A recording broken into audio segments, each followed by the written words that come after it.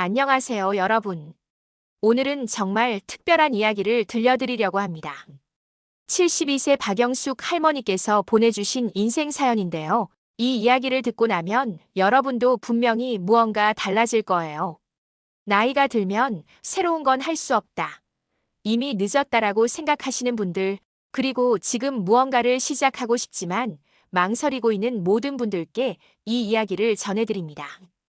박영숙 할머니는 72세에 완전히 다른 인생을 시작했습니다. 똑딱똑딱. 벽시계 소리만 울리는 적막한 집에서 박영숙 할머니의 하루가 시작됩니다. 72세 남편을 떠나보낸 지 5년. 50년간 함께했던 사람이 없는 집은 너무나 컸고 너무나 조용했습니다. 아침 6시에 일어나 혼자 차린 식탁에 앉으면 자꾸만 맞은편 빈 의자가 눈에 들어왔습니다. 여보, 오늘 뭐 먹고 싶어? 라고 묻던 남편의 목소리가 아직도 귓가에 맴돌았습니다. 하지만 이제 대답해 줄 사람은 없었죠. 엄마 안녕하세요. 잘 지내시죠? 큰아들에게서 걸려온 전화였습니다. 한 달에 한 번 정도 오는 이 전화는 할머니에게 기쁨인 동시에 아픔이었습니다. 응, 잘 지낸다. 너는 어떠냐? 저는 요즘 승진 때문에 야근이 많아서 정신없어요. 그런데 엄마 혹시 몸 어디 아픈 데는 없으시죠? 없어. 바쁘면 일 먼저 하거라. 5분도 안 되는 통화였습니다. 할머니는 정말 하고 싶은 말이 많았습니다. 오늘 동네에서 만난 사람들 이야기, TV에서 본 재밌는 프로그램 이야기, 그리고 가끔 밤에 너무 외로워서 눈물이 난다는 이야기. 하지만 바쁜 아들에게 이런 이야기를 할 수는 없었습니다. 둘째 딸도 마찬가지였습니다. 맞벌이에 아이들 학원비 걱정에 지쳐있는 딸에게 엄마가 외롭다는 말을 어떻게 할 수 있을까요? 아침을 먹고 설거지를 하면 오전 9시. 그 다음엔 뭘 해야 할지 막막했습니다. TV를 켜고 아침 드라마를 보다가 뉴스를 보다가 오락 프로그램을 보다가 어느새 점심시간이 되었습니다. 점심도 혼자, 저녁도 혼자. 가끔 동네 슈퍼에 장을 보러 가는 것이 하루 중 유일한 외출이었습니다. 슈퍼 사장님과 나누는 안녕하세요. 감사합니다가 하루 중 나누는 거의 유일한 대화였죠. 저녁을 먹고 나면 또 TV 앞에 앉았습니다. 같은 프로그램들이 재방송되고 같은 광고들이 반복되고 밤 10시가 되면 잠자리에 들었지만 잠이 쉽게 오지 않았습니다. 너무 일찍 자서 새벽 4시에 깨어나면 또다시 긴 하루가 시작되었습니다. 어느 날 화장실 거울을 보던 할머니는 깜짝 놀랐습니다. 거울 속에 모르는 할머니가 서 있었습니다. 언제 이렇게 늙었을까요? 언제부터 이렇게 무기력한 표정을 짓고 있었을까요? 거울을 오래 들여다보던 할머니는 문득 이런 생각이 들었습니다. 나는 지금까지 뭘 하고 살았을까?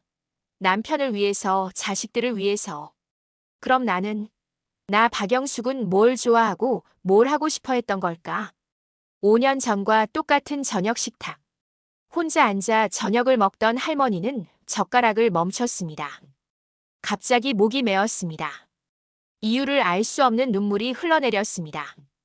나는 정말 내가 원하는 삶을 살아본 적이 있을까? 이 질문은 할머니의 마음에 돌을 던진 것 같았습니다. 잔잔했던 마음의 호수에 파문이 일기 시작했습니다. 20대에 결혼해서 남편 뒷바라지, 30대부터 40년간 자식들 키우고 교육시키고 정말 하고 싶었던 게 있었나요? 젊을 때 꿈이 있었나요? 그날 밤 할머니는 오랜만에 깊이 잠들었습니다. 하지만 잠든 사이에도 마음 한구석에서는 무언가가 꿈틀거리고 있었습니다. 변화에 대한 간절함이 싹트기 시작한 것입니다. 오늘은 뭔가 다른 걸 해보자. 어느 화창한 목요일 오전 할머니는 갑자기 이런 생각을 했습니다. 신문에서 본 영화 광고가 기억났습니다.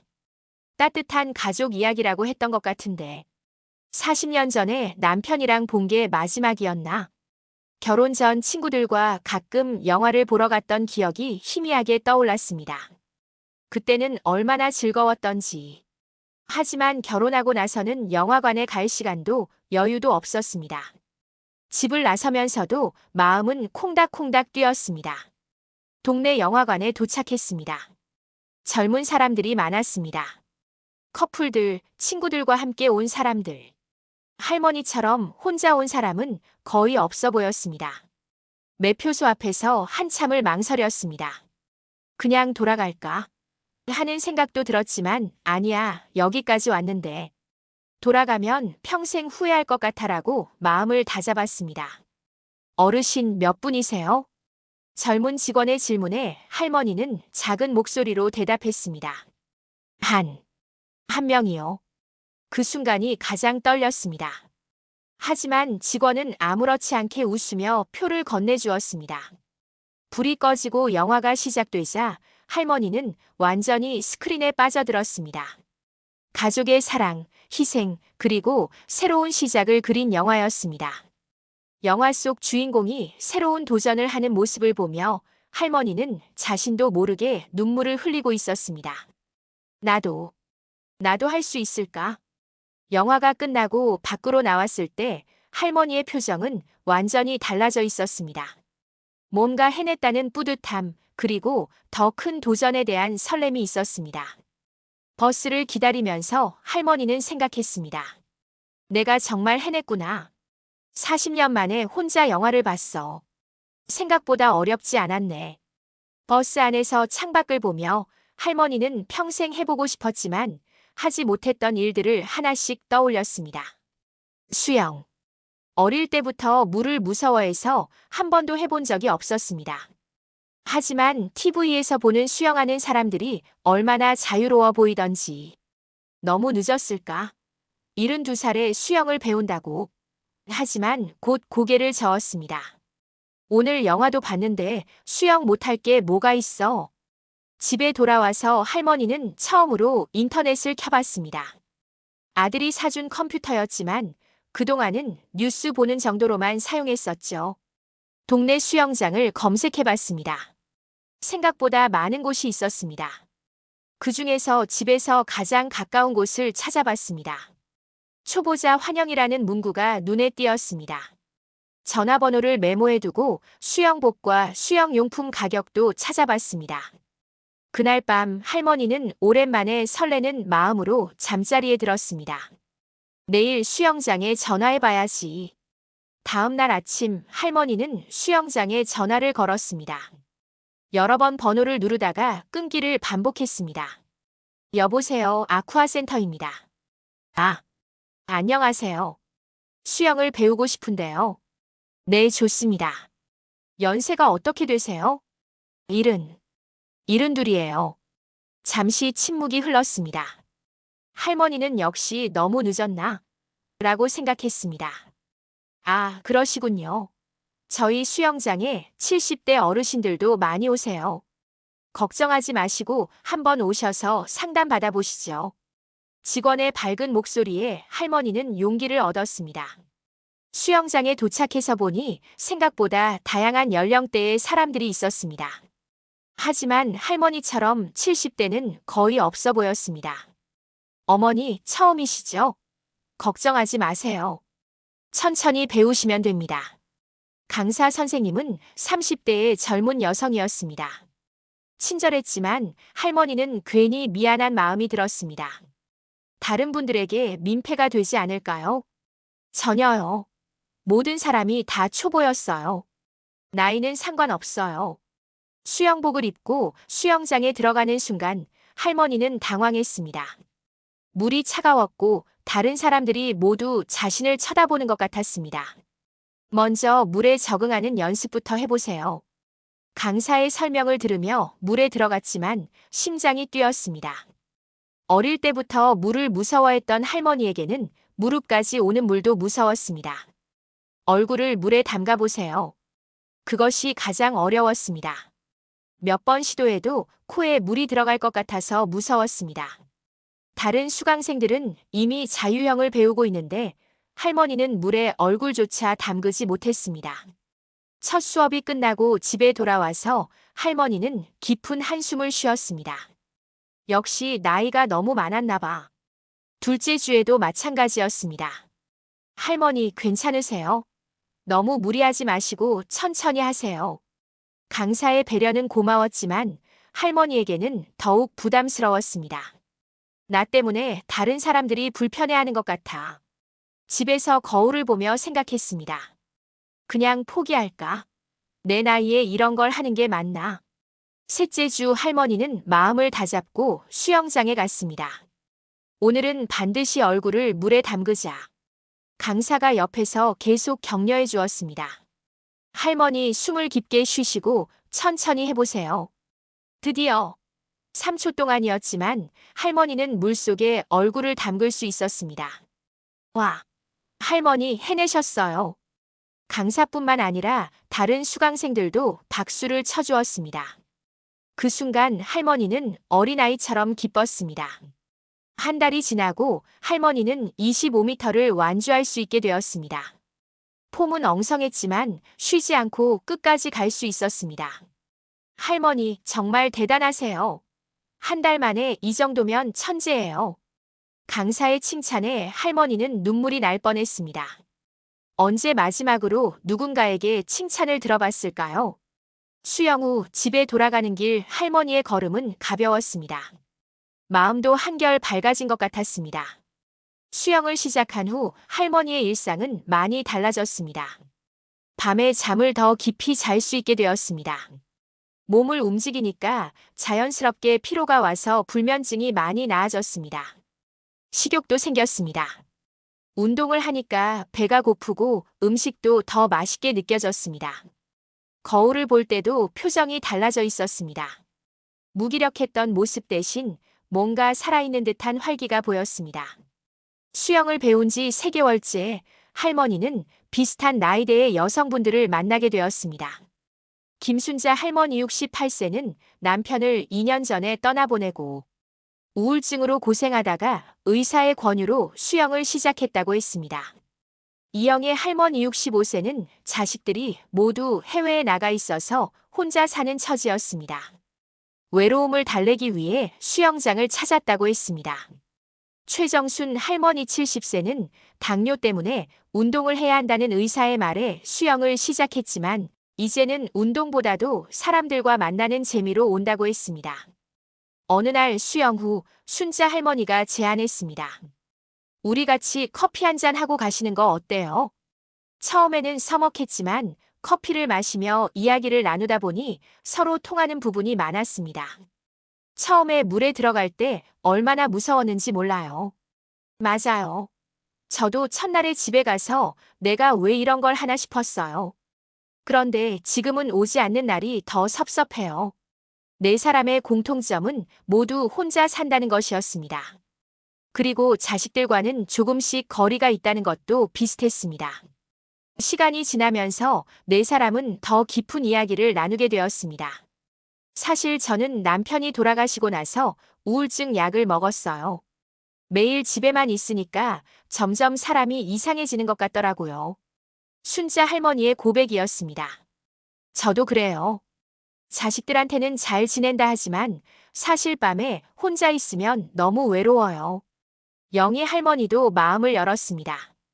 우리 나이에 이런 걸 배우는 게 맞나 하는 생각도 들어요. 주변에서는 할머니가 뭘 한다고 하는 시선도 있고요. 정순 할머니의 말에 모두 고개를 끄덕였습니다. 영숙 할머니도 자신의 이야기를 털어놓았습니다. 저는 5년 동안 집에만 있으면서 내가 뭐 하고 사는 건가 하는 생각만 했어요. 그런데 여기 와서 여러분을 만나니까 나 혼자만 그런 게 아니구나 싶어서 위로가 돼요.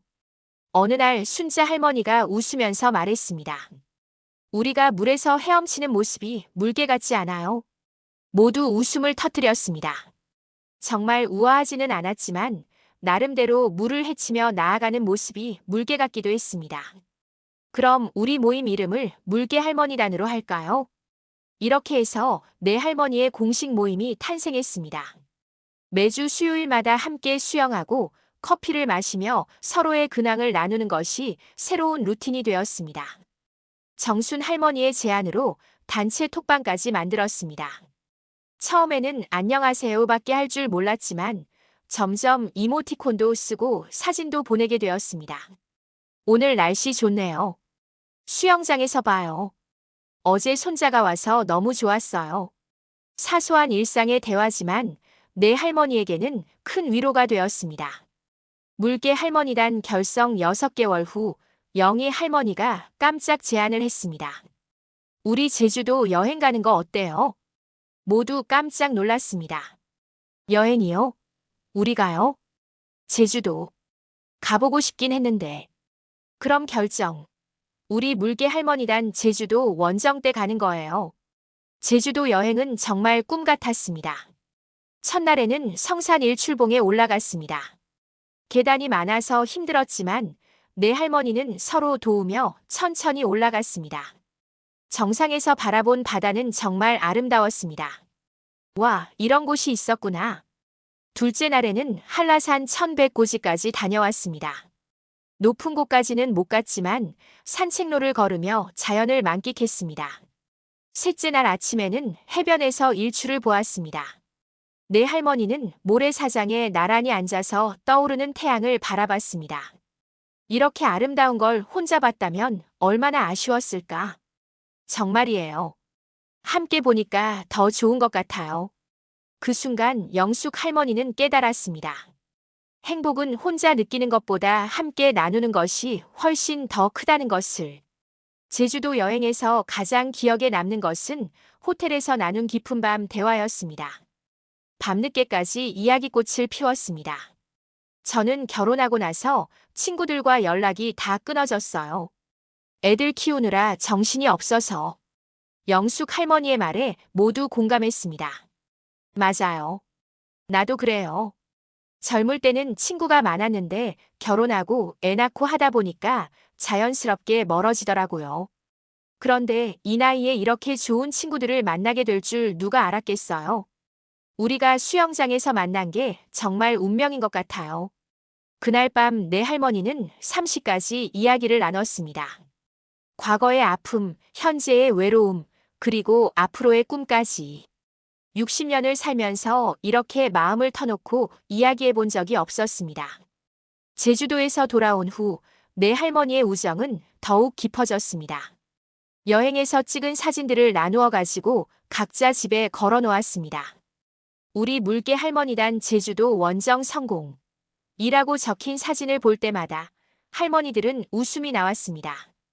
영숙 할머니는 자식들에게도 자랑했습니다. 엄마가 친구들이랑 제주도 다녀왔어. 정말요? 엄마가 여행을 다녀오시다니. 아들의 놀란 목소리에서 할머니는 자신이 얼마나 많이 변했는지 깨달았습니다. 제주도 여행 후 물개 할머니단의 활동 범위는 더욱 넓어졌습니다.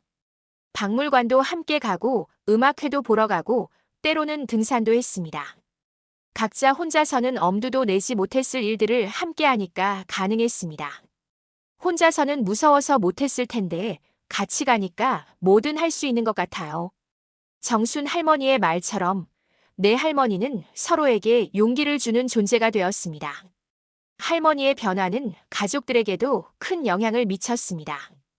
특히 중학생 손자 민준이는 할머니의 새로운 모습에 깊은 인상을 받았습니다. 어느 일요일 민준이가 할머니 집에 놀러 왔습니다. 할머니는 수영 가방을 메고 나가려고 하는 참이었습니다. 할머니, 어디 가세요? 수영장에 가려고.